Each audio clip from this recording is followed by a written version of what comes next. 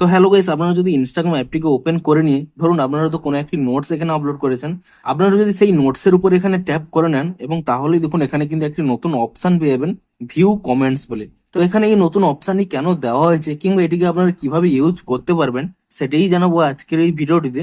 তাই জন্য কিন্তু পুরো ভিডিওটি অবশ্যই দেখতে থাকুন। তো তার আগে ভিডিওটিকে অবশ্যই একটি লাইক করে দিন এবং এই চ্যানেলে যদি আজই নতুন এসে থাকেন এখনই চ্যানেলটিকে সাবস্ক্রাইব করে রাখুন এরকম নতুন নতুন ভিডিও দেখার জন্য। তো সিম্পলি দেখুন এখানে এই অপশনই কেন দেওয়া হয়েছে আপনাদের বলে দিই। আপনারা যেভাবে স্টোরিতে আপনারা কমেন্ট করতে পারেন সেই কমেন্টটি সকলে দেখতে পায়, ঠিক তেমন ভাবেই এখানে কিন্তু নোটস এর মধ্যেও কিন্তু সেই আপডেটটি এসেছে।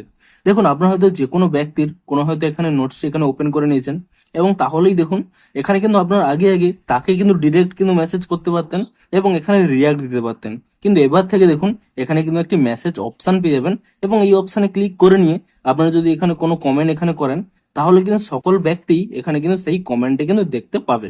এমনকি আপনারা কিন্তু এখানে কমেন্টে যেমন ভাবে আপনারা কিন্তু মেনশন করতে পারেন, দেখুন এখানে কিন্তু মেনশনও করতে পারবেন কোনো ফ্রেন্ডকে।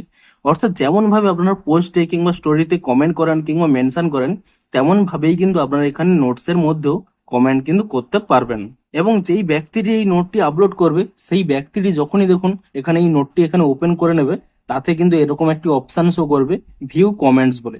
এবং এই অপশনে ক্লিক করে নিলেই সেই ব্যক্তিটি কিন্তু দেখতে পেয়ে যাবে যে কোন কোন ব্যক্তি কি কি কমেন্ট করেছে। তো এই জন্যই কিন্তু এখানে এই নতুন অপশনটি দেওয়া হয়েছে।